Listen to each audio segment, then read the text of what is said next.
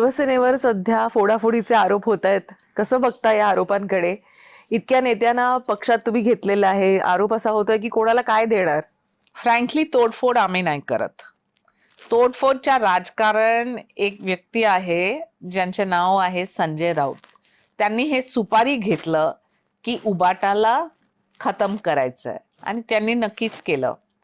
त्यांची जी विकृत मानसिकता आहे आणि जे मानसिक असंतुलन, मला तर वाटते की आता त्यांच्यासाठी वेळ आले की ते ठाणे मेंटल हॉस्पिटलमध्ये कदाचित थोडा आराम करायचं. आमची भूमिका स्पष्ट आहे, तोडफोड नाही, कोणाचा पक्ष तोडायचं नाही. परंतु दर दिवशी जे पक्ष प्रवेश असतो आणि लहान कार्यकर्ता किंवा मोठे नेता येतात आणि प्रेरित आहे एकनाथजी शिंदे साहेबांचे नेतृत्वाला घेऊन, तर मी हेच म्हणणार की हे ऑपरेशन टायगर नव्हते, हे आहे एक ऑपरेशन फक्त प्रगती आणि विकाससाठी आणि महाराष्ट्राच्या डेव्हलपमेंटसाठी, आणि त्या दृष्टीने आम्ही काम करतात सकारात्मक. त्याच्यासाठी ऑपरेशन तुडवा आपण आलेलं होतं.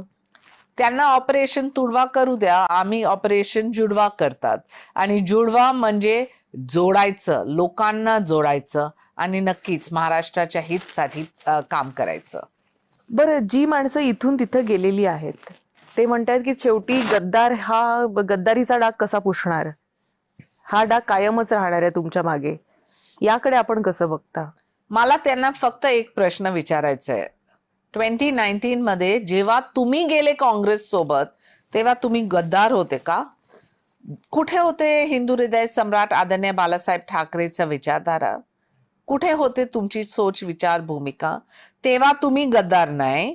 आणि आता जेव्हा आमचे नेता नी 2/3 मेजॉरिटी अँटी डिफेक्शन लॉ मध्ये मर्जर क्लॉज आहे, हे संविधान मध्ये कोणी आता कोकण असो, मराठवाडा, विदर्भ, सगळीकडे शिवसेना आहेच आणि धनुष्यबाण एकच आहे, आणि ते आहे आमचे नेता आदरणीय एकनाथजी शिंदेचे नेतृत्वामध्ये.